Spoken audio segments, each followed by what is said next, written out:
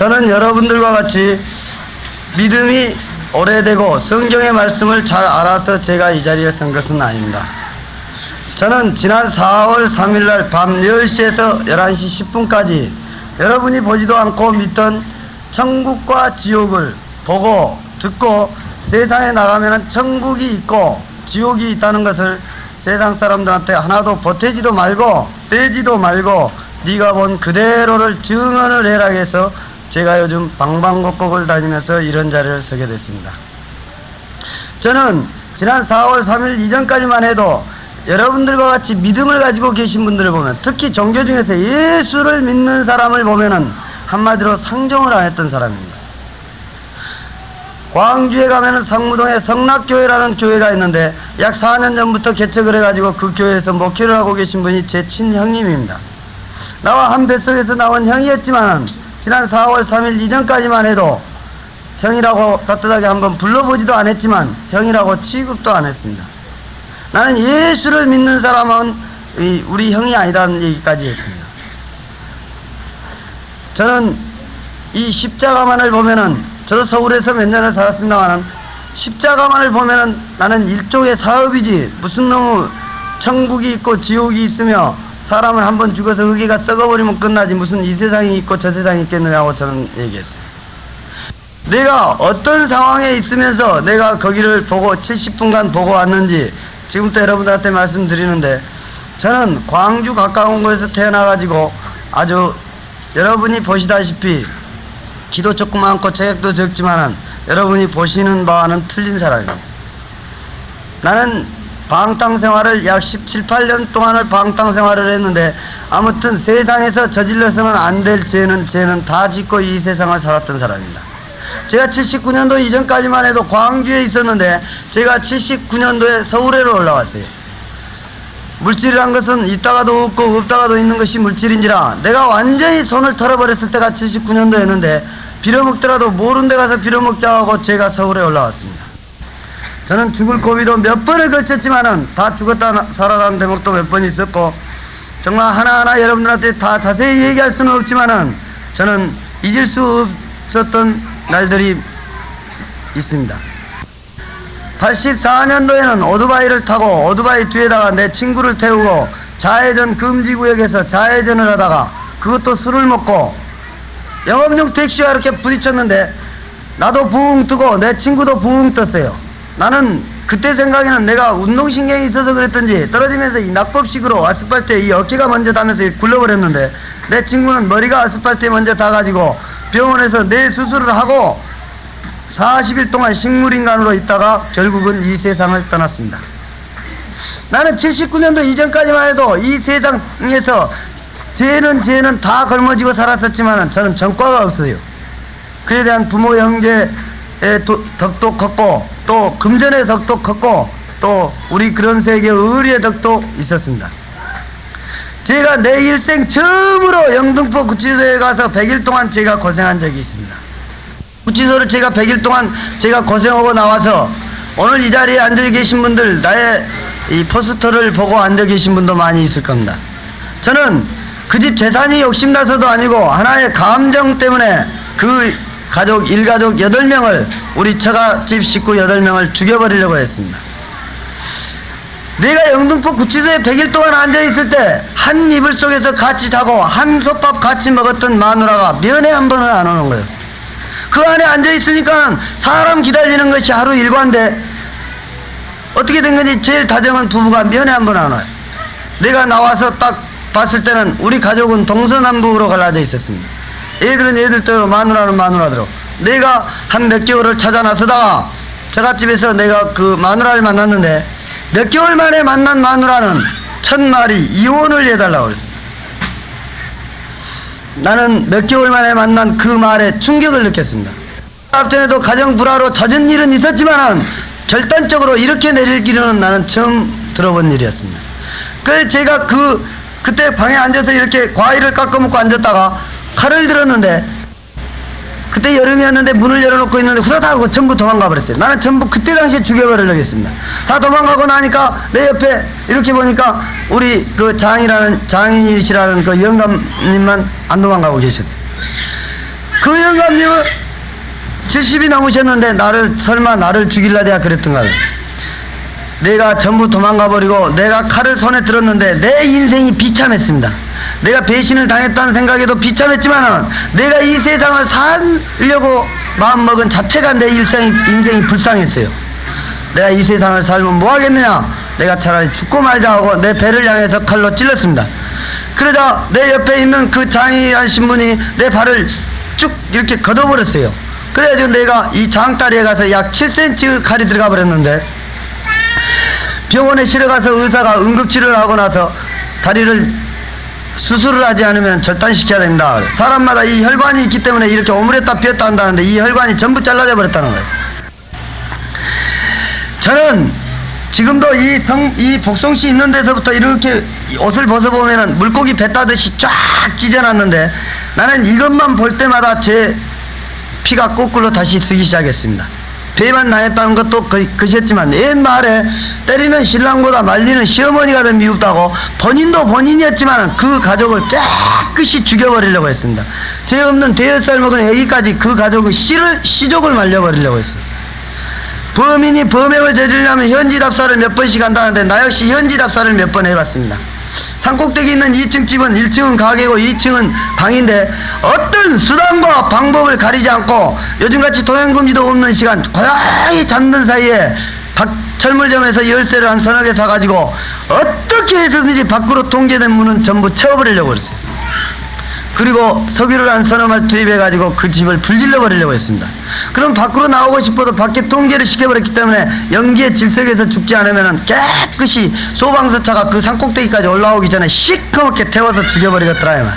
나는 그렇게 일가족 8명 완전히 한꺼번에 몰살시켜버리려는 완전히 계획을 세웠습니다.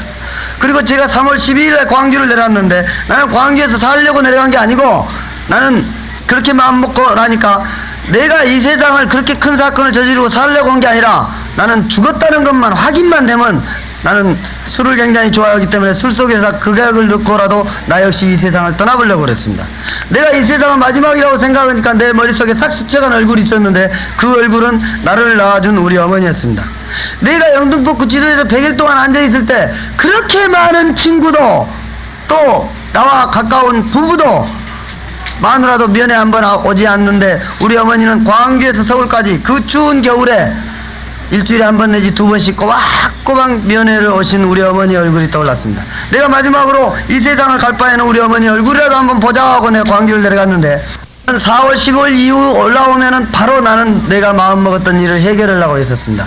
그러다가 4월 3일 날이었어요. 광주에서 우연히 서울서 내려온 친구를 만났는데, 그 친구가 내가 죽여버리려고 한 가족 옆에 산 친구였어요. 그 친구가 내려와서 나한테 이런 얘기를 했습니다. 대낮부터 술집에 들어가서 이런 얘기 저런 얘기 하다가 나는 다시 이 격분이 올라오기 시작했습니다. 뭐 커피숍에서 무슨 술 따는 모양을 봤다느니, 또 뭐 그 집 가족들이 하는 얘기가 뭐 어쩌고 저쩌고 한다느니, 다시 내가 피가 거꾸로 섰는데, 내가 이 세상을 너희들을 다시 내가 살려줄 필요가 없다는 것을 먹었습니다. 야, 너 언제 올라갈래냐? 오늘 저녁에 올라간다 그래. 10시 40분 차로 올라간다 했습니다. 너 10시 반까지 내 표 끊어가지고 10시 반에 역전에서 만나자 그랬습니다. 그리고 나는 그날 밤에 서울로 올라가기로 하고 집에 가서 초저녁부터 잠을 잤습니다. 내가 잠을 자고 일어난 시간이 9시 한 50분이나 되었는데, 평상시같이 화장실을 갔다 오고 방에 누워서 배 쭉 깔고 담배를 피고 있었어요. 내가 담배 피면서 어떤 생각을 했느냐, 이번에 올라가면은 어떤 수단과 방법을 가리지 않고 깨끗이 나는 죽었다는 것을 내 귀로 듣고 싶었습니다. 그러고 있던 차에 나는 내 귓전에 내 일생 처음으로 들어본 음성을 거기에서 들었습니다. 그때가 약 10시쯤 됐어요. 그 음성은 여봐라 여봐라 하고 2번을 불렀는데 꼭 사람을 찾는 소리였습니다. 이 사람의 음성도 아닌 것 같고 이 그 큰 전축에서 그냥 쿵쿵쿵쿵 그런 울리는 음성도 같았지만 산 위에서 우렁차게 들려오는 메아리 소리 같은 음성을 나는 거기에서 들었습니다. 제가 대문을 열고 밖에까지 나가봤는데 아무도 없어요.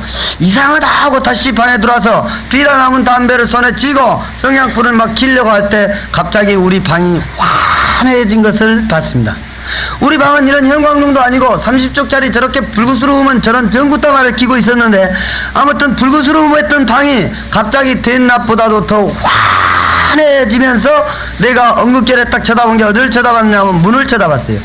문에는 우리가 비온 뒤에 흔히 볼 수 있는 7빛깔의 무지개 색깔의 빛이 문에가 쫙 내려 깔리는 것을 봤습니다.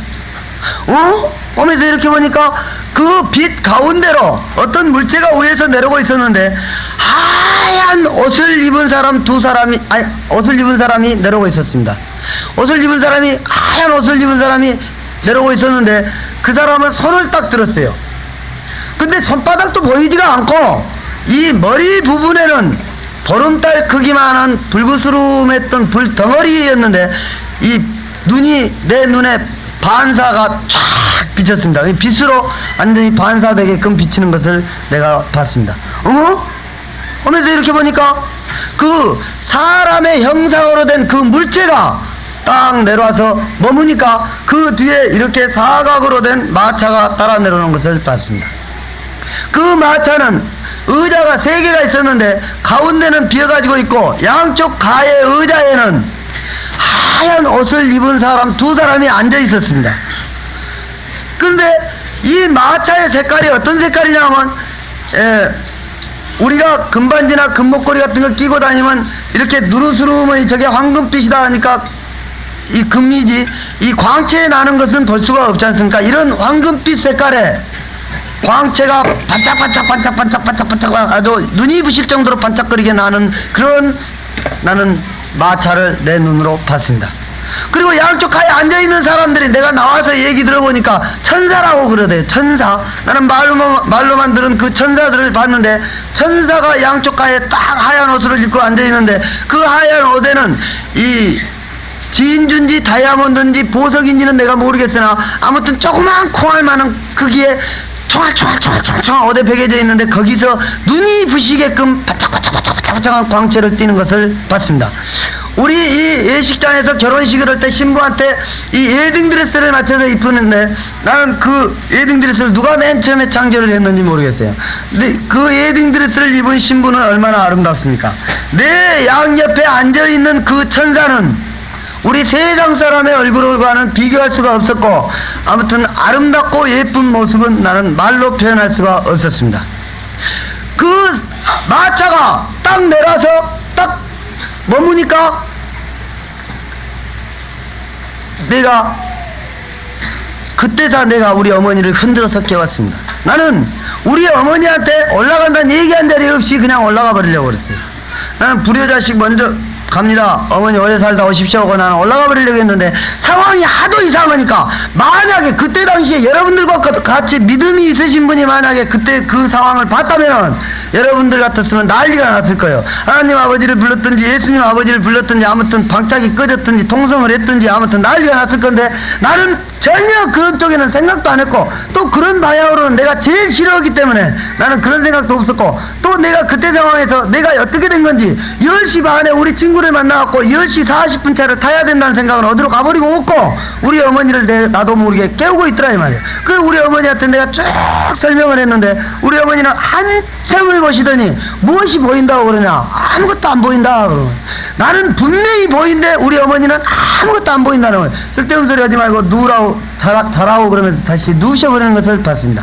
그러고 나서 내가 다시 그 문 있는 데를 이렇게 보고 있는데 내가 화장실에 갔다 오면서 이 빨간 잠바를 입고 갔다 왔어요. 근데 나와 옷을 똑같이 입은 사람이 그 가운데 비어있는 의자에 가서 딱 앉으면서 고개를 딱 돌리는데 나예요. 그때다 내가 내 몸을 만지면서 확인을 해봤습니다. 나는 분명히 방에 앉아있는데 또 내가 그 마차에 가서 앉아있는 모습을 나는 봤습니다. 그러니까 우리가 거울 앞에 서 있을 때 거울 앞에서 나는 서 있는데 거울 안에 내가 있듯이 그런 장면을 나는 거기에서 봤습니다. 내가 그 마차에 딱 앉으니까 이 마차를 출발을 하는데 이 마차의 인도를 사람의 형상으로 된 그 물체가 앞에서 빛으로 인도를 하니까 이 마차가 뒤를 따라가는 것을 봤습니다. 어안이 벙벙해서 얼마만큼을 갔는지 몰라요. 그러나 내 귓전에 거기에서 이상한 음악 소리가 들려온 것을 나는 들었습니다. 그 음악 소리는 유행가도 아니고 팝송도 아니고 아무튼 이상한 음악 소리가 내 귓전에 막 은은하게 울려 퍼지는데 내가 그 음악 소리가 들리면서 앞에를 착 봤을 때는 나는 깜짝 놀랐습니다.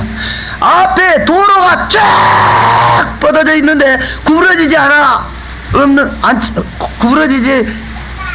않는 그 도로는 이 마차 색깔하고 똑같은 이런 황금빛 찬란한 색깔로 쫙 뻗어져 있는데 금으로 덮어 부어서 길을 닦아놨는지 아니면 금 메기지를 칠해놨는지는 모르나 그 금빛 찬란한 도로 위에서는 눈이 부실 정도로 광채가 반짝반짝 나는 것을 나는 봤습니다. 그러니까 이 사람의 형상으로 된 그 물체가 그 도로에서 약 한 뼘 정도 위로 붕 떠가니까 마차도 바퀴도 없는 상태에서 그 도로에서 한 뼘 정도 위로 붕 떠서 그 사람의 형상으로 된 그 물체를 따라가는 것을 봤습니다.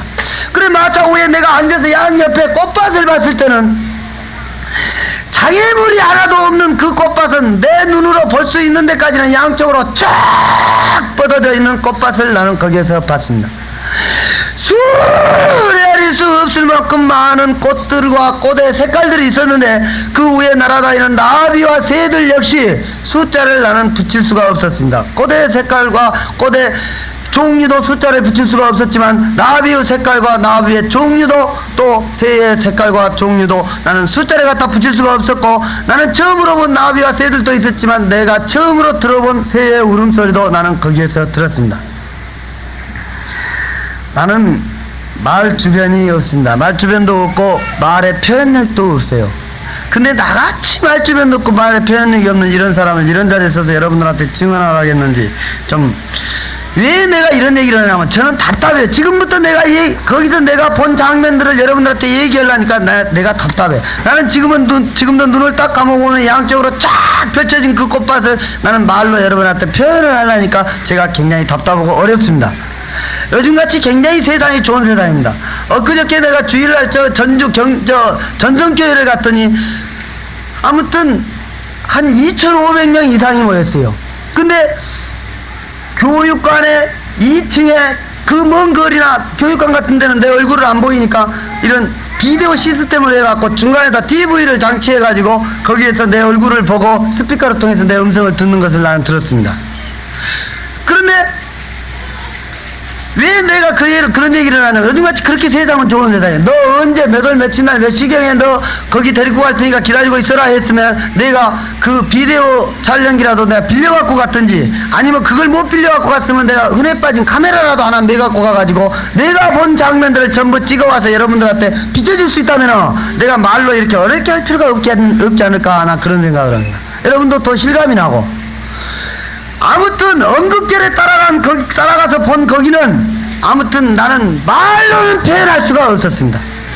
수레할 수 없을 만큼 많은 꽃들이 벙글벙글 웃는 것도 같았고 아무튼 그 위에 날아다니는 나비와 새들 역시 아무튼 나는 숫자를 갖다 붙일 수가 없었습니다.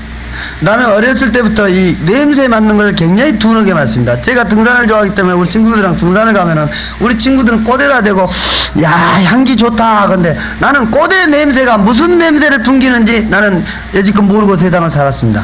아무튼 마차 위에 앉아서 내가 꽃을 내 코에다 대지 않은 상태에도 그 꽃밭에서 풍겨나오는 향기는 꽃의 향기가 이런 냄새구나 하고 나는 내 일생 처음으로 맛을 볼 수가 있었습니다. 그 향기는 내 코에 진동해서 들어올 때 나는 그 향기는 무슨 여러분들한테 말로 표현할 수가 없습니다. 세상 시간으로 그 꽃밭이 있는 데를 몇 날 며칠을 내가 다닌 것 같았습니다. 그러다가 나는 내 양쪽에 앉아있는 천사들하고 똑같은 사람들을 거기에서 봤습니다. 그 사람들은 잔디밭 위에서 약 1m 정도 위에가 붕 떠갖고 있는데 앞전에 들려오는 음악 소리에 맞춰서 춤을 추고 있는 것 같았습니다. 훨훨 춤을 추고 있는 천사들은 숨을 헤아릴 수가 없었습니다. 아무튼 마차 위에서 내가 볼 수 있는 데까지는 쫙 그때는 가물가물 정도로 많은 천사들을 3장시간으로 나는 몇 날 며칠을 다녔는지 모릅니다. 그러다가 나는 여러분과 나와 똑같은 사람들을 거기에서 봤습니다. 우리나라 사람같이로 황인종만 있는 것이 아니고 흑인, 백인, 아무튼 무슨 검은머리, 노랑머리, 갈색머리, 아무튼 내가 딱 한눈으로 내려다볼 때 세계 각국 사람들이 거기에 전부 집합해 있다는 것을 나는 알 수가 있었습니다. 그 사람들은 내가 마차 위에 앉아서 양쪽으로 볼 때 숨을 헤아릴 수가 없었는데 그 사람들은 어떤 옷을 입고 있느냐 하면 이런 도로 색깔이나 마차 색깔이나 똑같은 황금빛, 이런 황금빛 잘 나는 이런 마우자를 착 걸치고 있는 모습을 봤습니다. 그 마우자에서는 눈이 부시게끔 바짝바짝 아무튼 광채가 나는 것을 내가 봤는데 아무튼 나는 그 옷에서 광채는 내 눈이 부실 정도로 반짝거리는 걸 봤습니다. 그 수를 헤아릴 수 없을 만큼 많은 사람 중에 서울에서 돌아가신 우리 애삼촌을 나는 거기에서 봤습니다. 내가 서울에 살 때 우리 애삼촌하고 나하고 우아래 마을에 살았어요. 나는 봉천동 살았고 우리 애삼촌은 신림동 살았는데 이 도로 하나 사이였습니다. 그럼 걸어서 한 10분 남짓 거리뿐 안 되었어요. 그러나 나는 우리 애삼촌 집을 내가 중학교 2학년 때부터가 발을 끊어버렸습니다. 왜? 앞전에 내가 얘기했듯이 한 뱃속에서 나온 형도 내가 예수쟁이라고 사람 취급을 잘 안 해주는데 애갓집이라고 내가 예수쟁이 애갓집을 가겠어요? 안 가, 나는. 그렇게 예수쟁이 집은 나는 싫어하는 사람입니다. 그런데 발을 끊어버렸어요. 근데 이제 우리 애삼촌이 서울에서 곧 돌아가신다 그러니까 이제 막 광주에서도 목포에서도 한평에서도 막 우리 애갓집 친척들이 병문안을 오셔요, 서울까지. 나는 가만히 생각하니까 예수를 떠나서 인간적으로 내가 한번 찾아봐야 되겠다 그런 생각이 들었습니다. 그래서 제가 찾아갔을 때가 돌아가시기 딱 일주일 전에 내가 가서 봤습니다.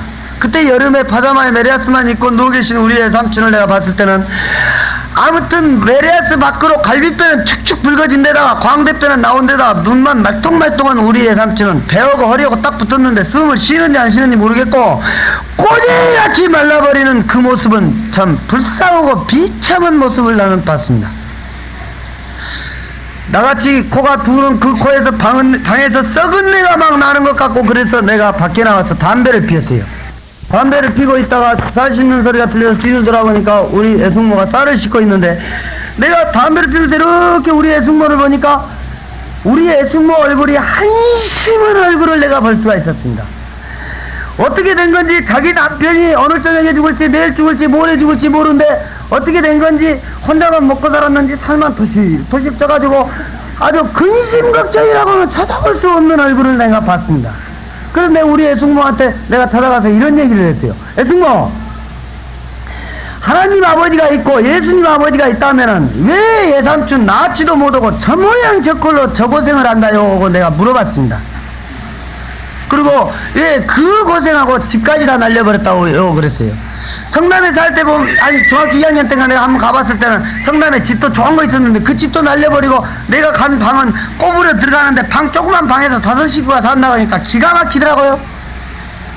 그래서 내가 그 얘기를 하니까 우리 애숙모는 나를 딱 쳐다보니 뻥긋이 웃으면서 이런 얘기를 했습니다. 이 세상보다 더 좋은 세상으로 모시고 가려고 그런단다 그러더라고요. 오늘 이 자리에 교회를 처음으로 나오신 분이 앉아 계신다면 이 세상보다 더 좋은 세상이 있다는 걸 어떻게 생각하시겠습니까? 나는 그때 생각하기에 참 한심하고 멍청한 소리를 한다고 그랬어요. 사람이 한번 죽어서 어기가 썩어버리면 그만이지 무슨 놈은 이 세상에 있고 저 세상에 있겠느냐 이 말이에요. 참 불쌍한 소리를 한다. 애숙모한테 차마 욕은 할 수가 없었지만 대가리 속에 똥만 가득 찼다 하고 내가 집에로 와버렸어요. 내가 그때 집에 와가지고 딱 내가 갔다 온 지 일주일 만에 우리 애삼촌이 돌아가셨습니다. 나는 장례식에는 가보든 못했지만 우리 어머니하고 우리 아버지가 장례식에 참석했어요. 그때 갔다 오셔서 내가 우리 아버지한테 내가 물어봤습니다. 어떻게 잘 치르셨어요? 우리 아버님이 술을 굉장히 좋아하십니다. 난 술 한 잔도 못 얻어먹고 생애 나간 뒤 노래 부른 사람들은 나는 처음 봤다. 이게 아마 교회에서 장례식을 지냈나봐요. 그 한심한 사람들이 다 서울서 살더라고. 그 서울 사람들은 다 한심한 사람이라고 그렇게 얘기한 걸 내가 들었습니다. 내가 그 마차 위에 앉아서 양쪽으로 수레할 수 없을 만큼 많은 사람들이 황금빛 찬란한 마우자를 쫙 걸치고 있는 그 모습 중에 사람의 형상으로 된 그 불빛이 빛으로 촥 내려 비춰준 그 밑에는 현미경보다 나는 더 정확히 볼 수 있는 우리 애삼촌을 나는 거기에서 봤습니다. 일주일 전에 꼬쟁이같이 말라가지고 사람의 꼬리꼬리 아닌 모습은 온데간디가 없고, 내가 국민학교 3, 4학년 때 어렸을 때 봤을 때의 모습을 나는 거기에서 봤습니다. 내가 국민학교 3, 4학년이면 지금으로부터 20년 전 일인데 어떻게 된 건지, 내가 국민학교 3, 4학년 때 20년 전에 그 젊었을 때의 예삼촌 얼굴을 나는 거기에서 봤습니다. 우리 국민학교 다닐 때는 운동화 신고 다니는 사람도 귀했지만 구두 신고 다니는 사람도 더 귀했어요. 근데 지금 같으면 아마 케미슈즈 같은 거 그런 구두를 서울에서 내려오시면서 하나 사오셨습니다. 그래서 내가 학교 갈 때는 신고 학교 갔다 오면 씻어서 방에다 들여놓고, 그래서 내가 그걸 기억을 해요. 그때 그 모습, 그때 나 신발을 사다 줬던 그 모습, 그 갈비뼈는 쭉쭉 붉어진 데다가 앞던 꼬대같이 말라버려가지고 사람의 꼬리꼬리 아닌 냄새가 지독한 방에 앉아있는 누워있을 때 그 모습은 어디로 가버리고 없고, 20년 전에 나 케미슈즈 같은 신발을 사다 줬던 국민학교 3, 4학년 때의 그 얼굴과 체격을 봤습니다. 우리 애삼촌은 젊었을 때 그때 제약회사를 다니셔서 그랬던지 유한양에 다니셨어요. 그래서 그랬던지 얼굴도 좋았지만 체격도 참 좋았습니다. 그 젊었을 때의 체격과 젊었을 때의 얼굴을 나는 분명히 봤는데, 내가 이렇게, 그래, 이 마차는 우리 집 앞에서 출발해갖고 한 번은 수도비였고 자동차 스로우식으로 천천히 가기 때문에 내가 양옆으로 보다가 서운하면 뒤를 돌아서라도 봐야지, 내가 내려가서 우리 애삼촌을 붙잡을 수는 없었습니다. 그래서 내가 양옆에서 이렇게 내려가보는 우리 애삼촌은 황금빛 찬란한 마우자를 착 걸치고 눈이 부실 정도로 반짝거리는 그 마우자를 입고 누구고 무슨 얘기를 하는지 활짝 한바퀴처럼 웃는 모습은 진짜 우리 세상 사람들의 얼굴은 갖다 비교할 수가 없었습니다.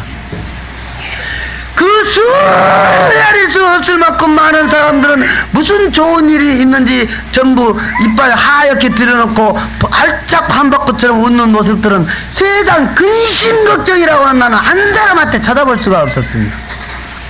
진짜 거기에 있는 사람들은 어떻게 된 건지, 또 내가 또 생각하게, 한번 이 세상 죽어버리면 어디 가서 썩어버리지 또 무슨 이 세상에 있고 저 세상에 있느냐 하겠는데, 아니 우리 애승모가 이 세상보다 더 좋은 세상으로 모시고 가려고 그런단다 그러더니 진짜 그 좋은 세상으로 모시고 가려고 그런다는 말, 우리 애승모 말이 거기서 다시 실감이 났습니다. 나는 이 세상 말고 다른 세상이 없는 줄 알았더니 우리 애삼촌은 거기에서 그 화사한 그 황금빛 찬란한 마우자에 아무튼 화사한 얼굴에 누구고 무슨 얘기를 하는지 활짝 웃는 얼굴은 나는 우리 세상 사람 얼굴을 비교할 수가 없더라 이 말이야. 내가 눈을 깜빡거리고 몇 번을 다시 봤지만은 우리 애삼촌은 분명히 우리 애삼촌이야. 애삼촌! 라고 내가 몇 번을 불러봤지만은 내 말을 듣는지 안 듣는지는 알 수가 없고, 대화하는 모습은 끝이 없었습니다. 나는 수레할 수 없을 만큼 많은 사람들이 있는 데를 이 세상 시간으로 마차를 타고 몇 날 며칠을 내가 다닌 것 같았지만은 내가 안 사람은 우리 애삼촌은 한 번뿐 볼 수가 없었습니다. 예를 들어서 거기에서 안 사람이 내가 있다 할지라도 사람의 형상으로 된 그 불빛이 빛으로 착 비춰지지 않으면은 나는 알 수가 없었습니다. 거기에 있는 사람, 우리도 이렇게 한 1000명 이상만 모이면은 저기서 나 안 사람 있어도 내가 어디 앉아 있는지 모르듯이 그렇게 거기에는 수레할 수 없을 만큼 많은 사람들이 있었습니다. 그러다가 나는 집이 있는 데를 나는 구경했습니다. 내가 앞전에 이 양쪽에 앉아있는 전사들한테 나를 어디로 데리고 가며 여기가 어디냐고 내가 몇 번을 물어봤지만은 아무 말 한 자리 없이 자기들끼리 뻥긋뻥긋 웃고 말 한 자리도 안 했는데, 이 집이 딱 나오니까 내 오른쪽에 앉아있는 전사가 여기가 천국입니다 그랬습니다. 여기가 천국입니다 한 집을 내가 마차 위에 양쪽으로 봤을 때는 양쪽으로 쫙 뻗어서 지어진 집들은 몇 채라고 나는 숫자를 갖다 붙일 수가 없었으며 내가 내부 시설은 구경할 수가 없었어요. 내가. 그러나 밖에서 볼 수 있는 그 집은 아무튼 기둥이나 지붕이나 마루나 토방이나 아무튼 문짝이나 이런 도로 색깔이나 마차 색깔이나 똑같은 이런 황금빛 잘 나는 집으로 아무튼 눈이 부시게 반짝반짝반짝반짝 하여튼 광채 나는 모습을 나는 거기에서 봤습니다. 거기에 집들이 어떻게 생겼더라고 나는 말로 표현할 수가 없었어요. 나도 이 서울에서 몇 년 살았지만 고급 주택도 많고 아무튼 고급 빌딩도 많은데 우리 세상에서는 그런 화찰나는 집은 나는 한 채를 구경할 수가 없었습니다. 아무튼 황금빛 잘 나는 그 집들은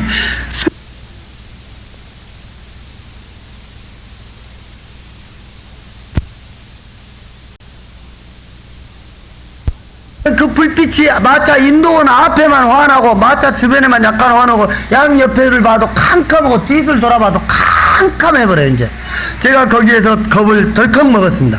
왜? 나는 세상에서 볼 수 없는 그 향기로운 꽃밭에서 그 화찰난 집이 나온 데까지 그 세상에서 볼 수 없는 걸 비춰주더니 이제 죽여버리려고 그런다냐 하고 겁이 덜컥 나더라고요.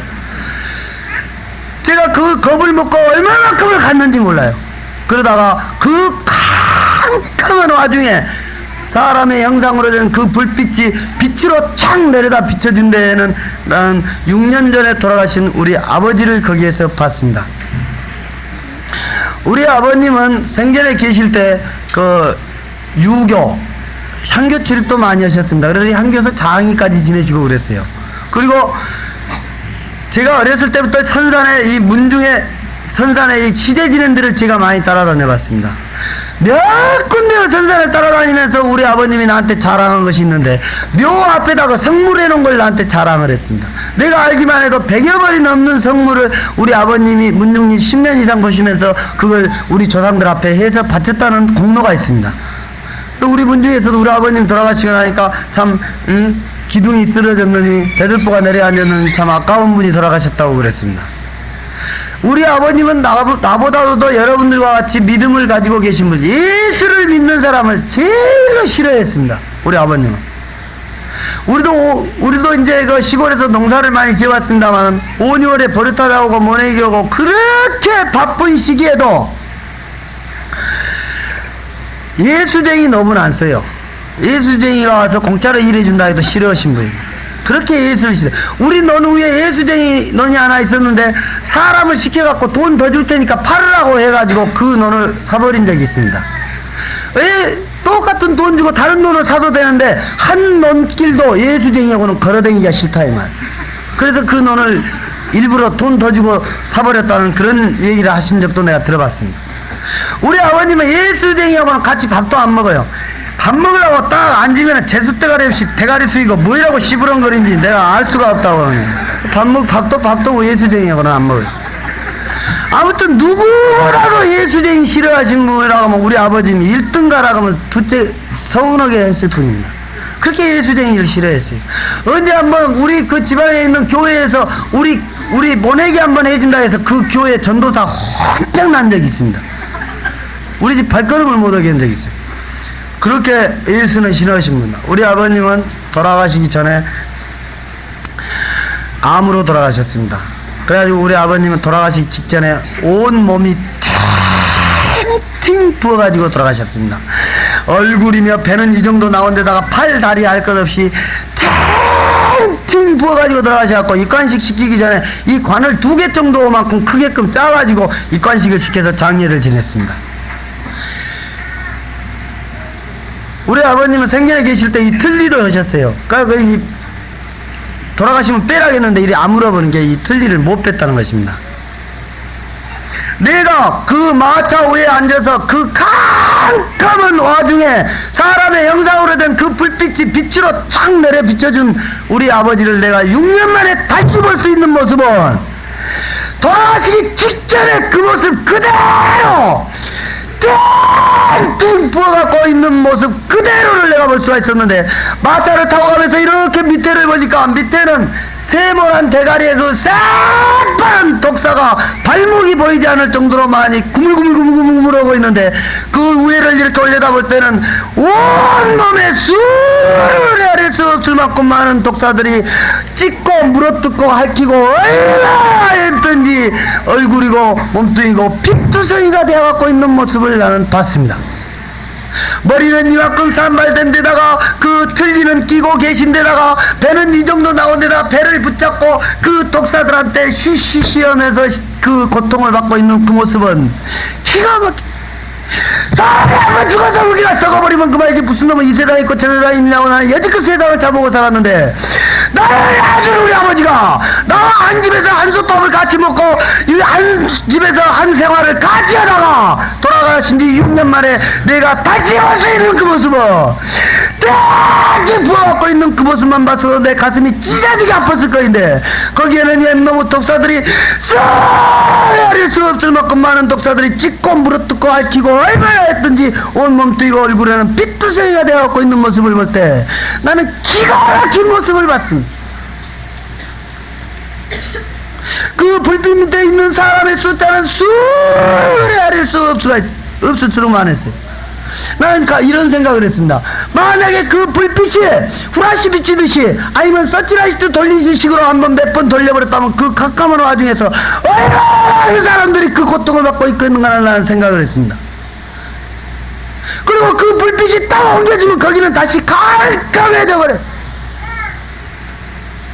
내가 그 불빛이 옮겨지기 전에 몇 번 한 번 하고 눈을 딱 감아서 다시 보면 그 모습 그대로 보였는데 아버지 몇 번을 불러봤지만 내 말을 듣는지 안 듣는지 알 수가 없더라고요.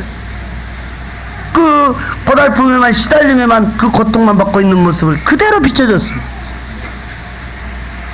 그 불빛이 딱 사라지니까 둥그스러우면 화루인데 내가 화루의 넓이와 길이는 못 봤어요. 얼마나 넓고 얼마나 긴지는 모릅니다.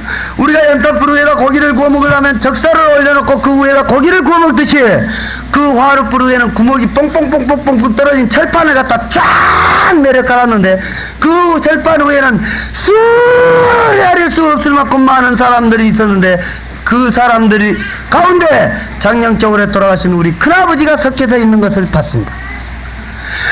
우리 큰아버지와 같이 있는 사람들은 화루 구멍 뻥뻥뻥 철판 위에서 그냥 우니 몰려갔다 그래. 왜 그러나 하고 밑에를 이렇게 봤을 때는 밑에다가 불을 붙여놨는데 구멍 뻥뻥뻥 떨어지는 데까지 그 새파란 불이 올라오니까 밑에서 불그스름한 불이 따라다니는 것을 봤습니다. 그 위에 있는 사람들이 불을 피해 다니는지 덜 뜨거운 데를 찾아다니는지 왜 그렇게 몰려다니나 하고 이렇게 얼굴을 봤을 때는 얼굴에는 땀으로 쭉쭉쭉쭉쭉 흘러내리는 그 모습은 그 불이 얼마나 뜨거운 고통을 준다는 것을 나는 알 수가 있었습니다. 기가 막히더라고요. 시커멓게 다져갖고 있는 사람 한 사람 없었고 뒤에 갖고 있는 사람 한 사람 없고 그 위에 있는 사람들은 그 불은 뜨거운 고통만 그렇게 주고 있다는 것을 나는 알 수가 있었습니다. 내가 우리 큰아버지를 몇 번 불러봤지만 내 말을 듣는지 안 듣는지 거기에 있는 사람들하고 휩쓸려가지고 그렇게 그 고통, 뜨거운 고통을 받고 그 불을 피해 다니는 모습을 나는 봤습니다. 나는 이 세상에서 같이 살다가 우리 집에서 한 집에서 한 아버지를 봤지만은 우리 아버지의 형님인 큰아버지를 볼 때 이 세상 말고 또 세상이 있다는 것을 나는 거기에 생각할 때 기가 막힌 나는 마음을 먹었습니다. 그리고 그 불빛이 딱 옮겨지는데 거기는 다시 84년도에 교통사고로 그 죽은 내 친구를 나는 거기에서 봤습니다. 그 친구는 시커먼 구렁이 요만한 것이 발목에서부터 칭칭 감아갖고 목까지 올랐는데 한 마리도 아니고 두 마리도 아니고 세 마리의 구렁이가 그렇게 칭칭 감고 있는 모습을 봤습니다. 양쪽에 대가리가 이쪽에 있고 한 마리는 머리 위에서 혓바닥만 내리는 모습을 봤을 때 나는 기가 막힌 모습을 봤습니다. 쫙 감아 올려온 그 구렁이는 이 팔이 어디가 있는지 옷 색깔을 무슨 색깔을 입었는지는 알 수가 없고 이 얼굴만 동그란 얼굴에는 눈만 깜빡깜빡한 그 얼굴에는 얼마나 세게 거기서 조여매고 있는지 나는 거기서 얼굴에서 읽을 수가 있었습니다. 그 고통을. 나는 언제 한번 텔레비를 보니까 어떤 집에 가서 텔레비를 보니까 그때 무슨 동물의 왕국인가 뭔가 해서 샥 비단구렁이 영화는 것이 쓱 지나간 것을 화면으로 비춰주니까 나하고 같이 텔레비 보고 있던 아줌마가 아이고 징그러 다른 데 들으라고 막 그렇게 한디를 나는 봤습니다. 괜히 화면 그 구렁이가 화면을 통해서 비춰준 그 구렁이만 봐도 징그럽다고 그렇게 우리는 느낄 수가 있는데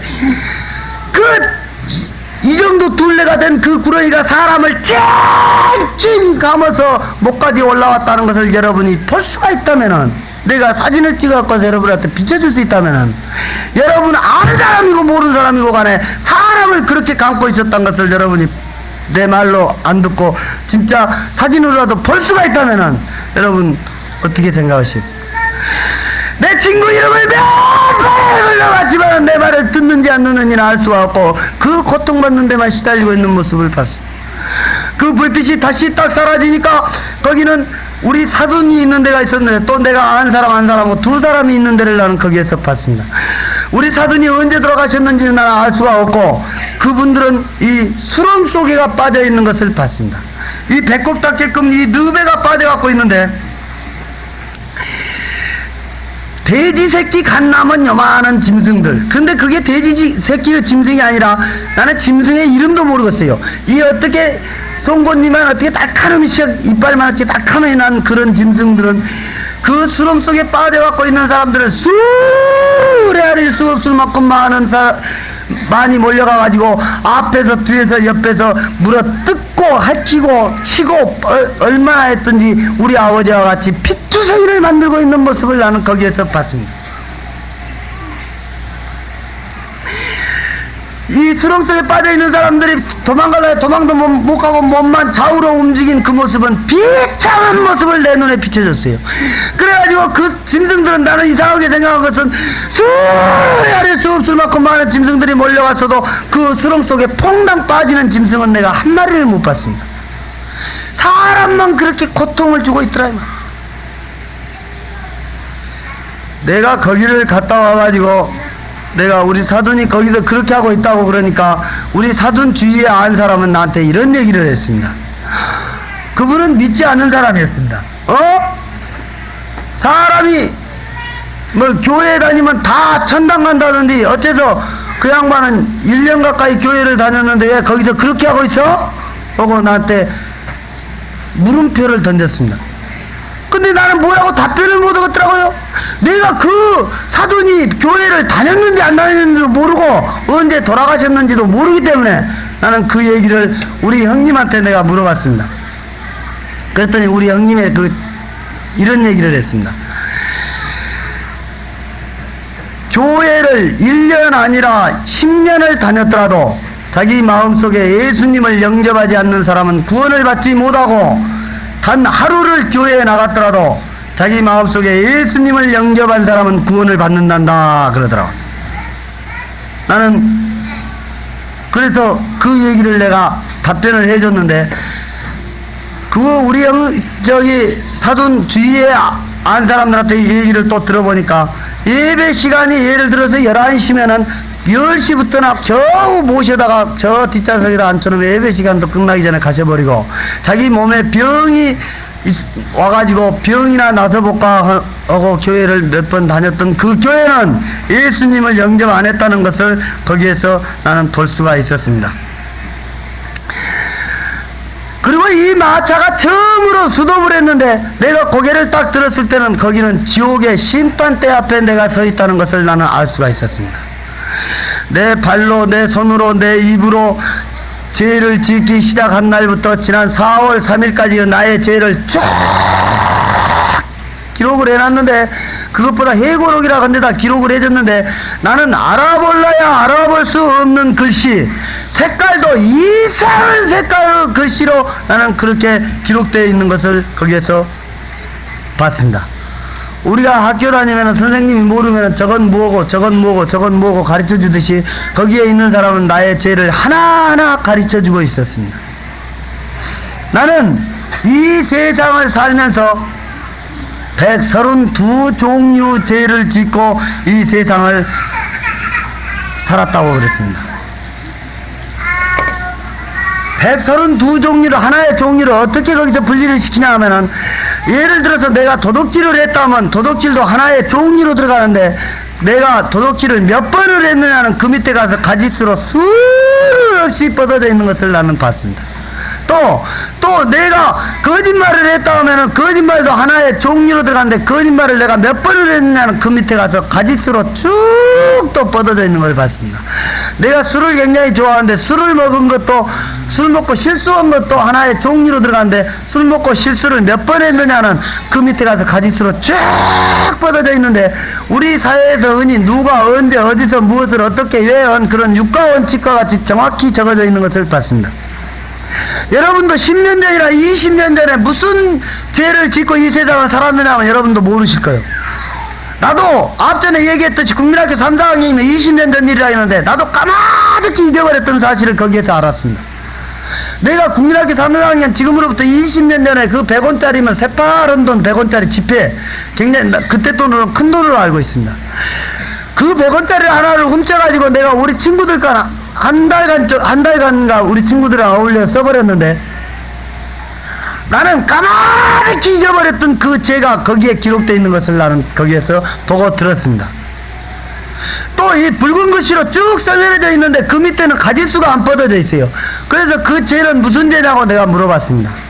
84년도에 나로 인해서 죽은 친구는 나에게는 살인죄로 돼 있더라 이 말. 내가 일부러는 안 죽였어도 나로 인해서 죽었기 때문에 나에게는 살인죄라고 거기서 가르쳐줬습니다. 우리 사회에서 특히 운전하다가 이 벌어먹고 살다가 사람 하나 깔아뭉개 죽여버리는 건 죄로 취급하지 않습니다. 나도 일부러는 안 죽였지만 영등포 구치소에서 100일 동안 고생하니까 합의 보고 나왔어요. 특히 요즘에는 보험 처리가 잘 돼가지고 몇 달간 아니라 며칠간만 고생하면 바로 나와버립니다. 그리고 또 특히 뭐 사람 하나 죽여놓고도 팔계항목이 끼었니 안 끼었니 요즘에는 그렇게 따지더라고요. 우리 세상에서는 교통사고로 사람 하나 죽은 것은 참 우습게 생각하는데, 거기서는 내가 지금 와서 가만히 생각해보니까 사람의 하나의 생명이 얼마나 귀중하다는 것을 거기서는 가르쳐줬습니다. 우리 인간의 생명은 얼마나 귀중하다는 것을, 그랬기 때문에 나가 일부러는 안 죽였지만 나 때문에 죽은 친구는 거기에서 나에게는 살인죄로 돼 있더라 이 말.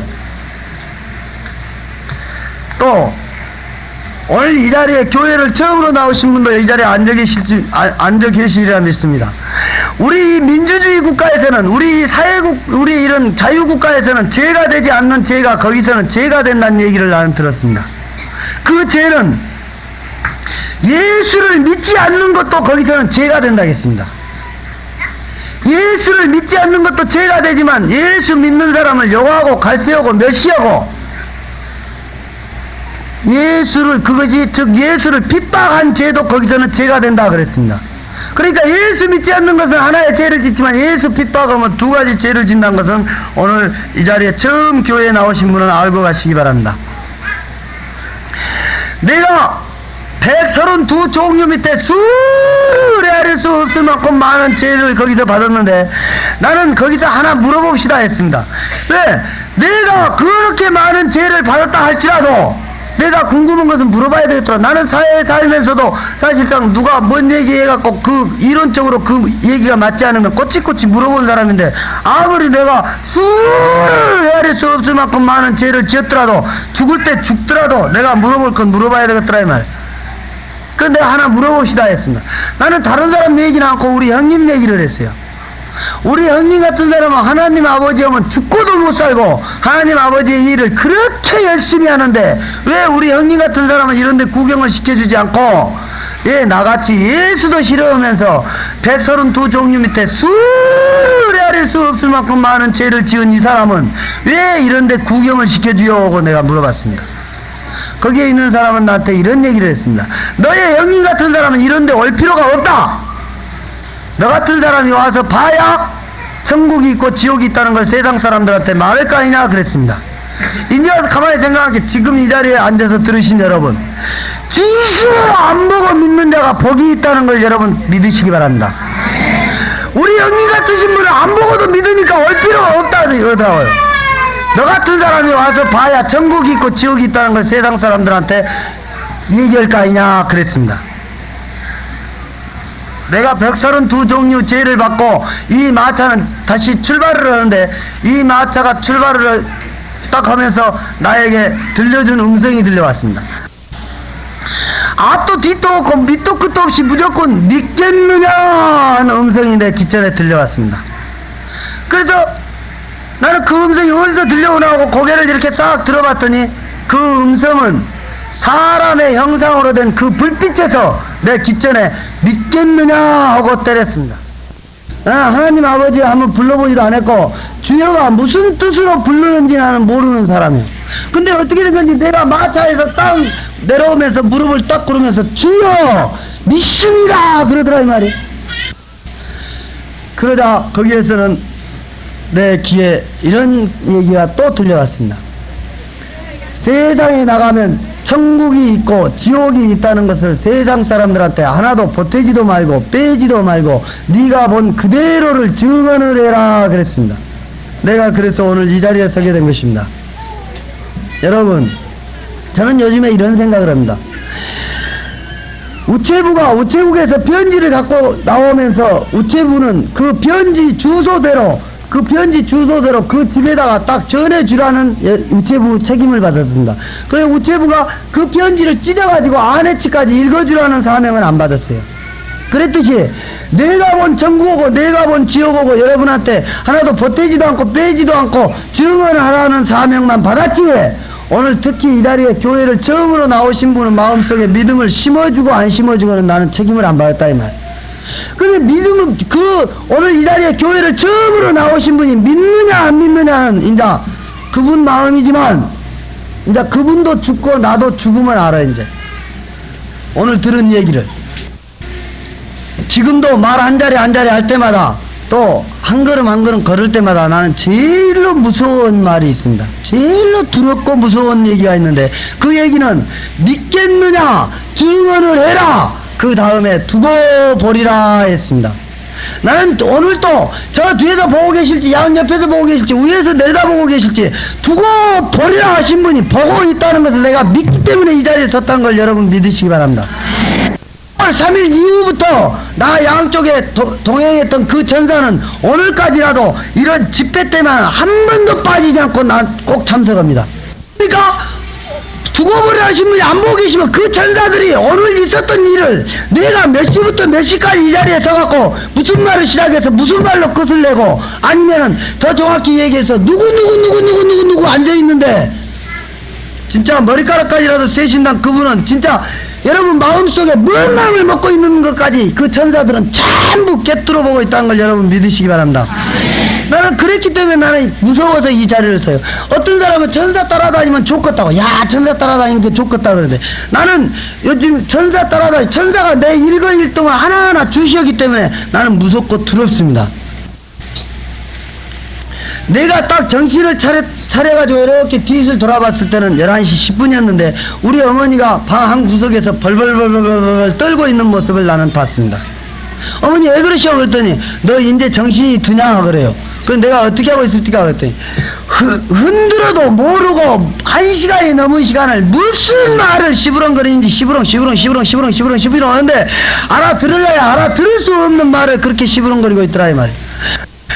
그러니까 내가 지금 생각하면 천사들하고 대화했던 거나 지옥에 심판에서 거기 심판받을 때 대화했던 거나 두고 보리라 하신 분하고 대화했던 전부 그 얘기는 우리나라 말이 아니란 걸 나는 우리 어머니를 통해서 들었습니다.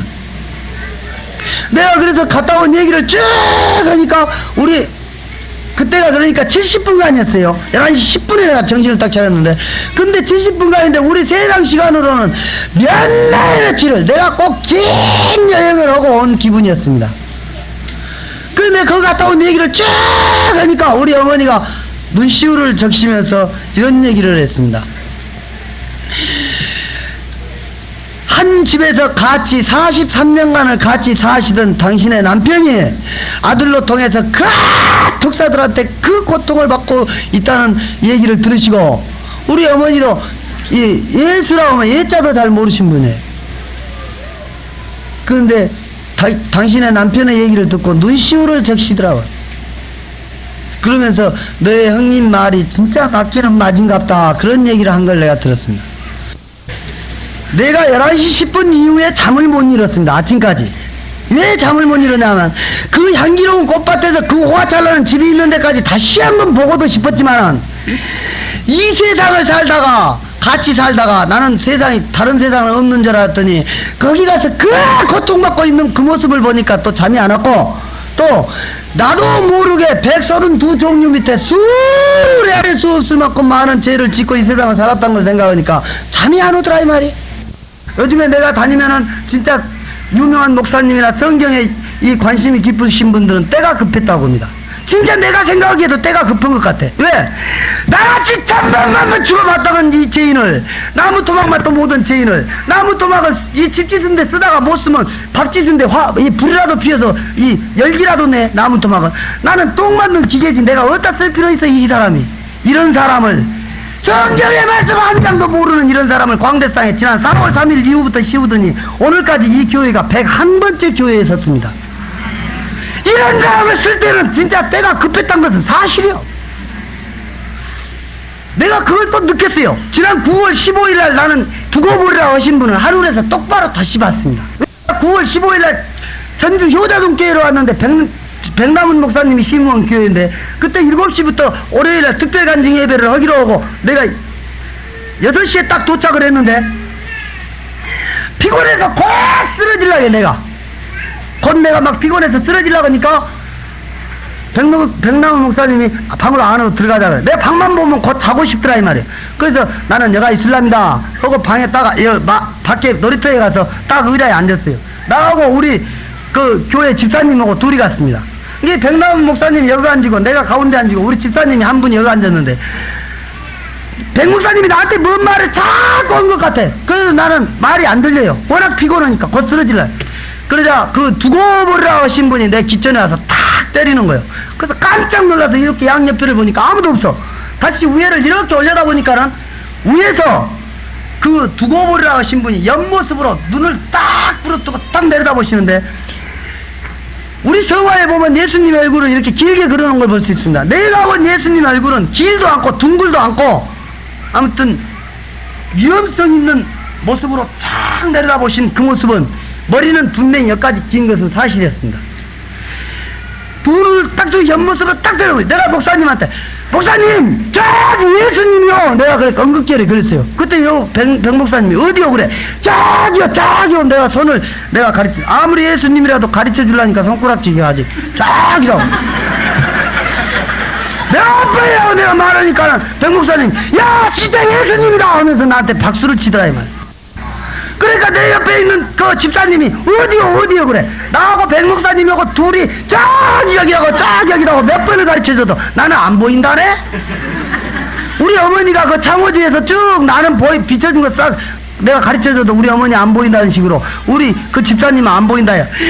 나는 믿음이 적어갖고 안 비춰줬다고 그냥 막 대성통곡 그러니까 우리 목사님이 그 백 목사님이 옆에 있다가 믿음이 적어서가 아니라 영안의 눈이 안 떠서 그렇습니다 하고 이러는 것을 내가 들었습니다. 이것이 무엇입니까? 때가 급했다는 거예요. 때가. 나는 제일 끝마무리에 나는 얘기할 때 앞전에 내가 얘기했듯이 안 믿는 사람 진짜 내가 바지락을 잡고 사대 먹었어. 왜? 뭐 먹고 싶은 거 있다면 다 사주면서 사대 먹었어. 왜? 내 눈으로 독도를 하기 때문에 거기 가서 고통받지 말라고.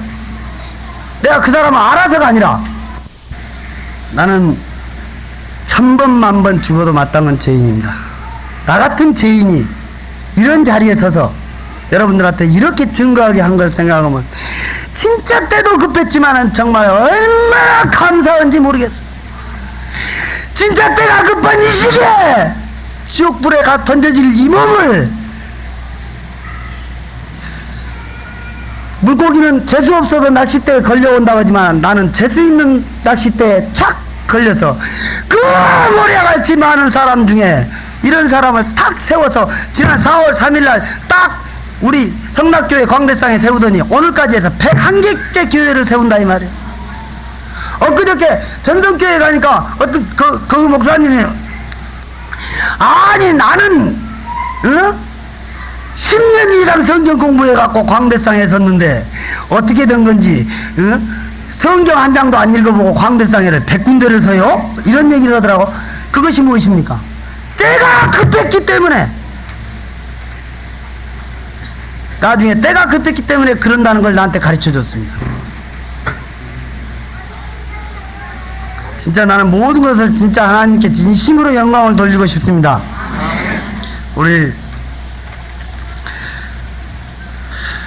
나는 여러분들한테 몇 번을 내가 진짜 얘기하고 싶은 얘기가 있다면은, 오늘 특히 이 자리에 교회 나오는 처음으로 나오신 분이 이 자리에 지금 앉아서 들으시고 계셨다면은, 진심으로 돌아가시면서 예수님 영접하고 진심으로 구원받기를 부탁드립니다.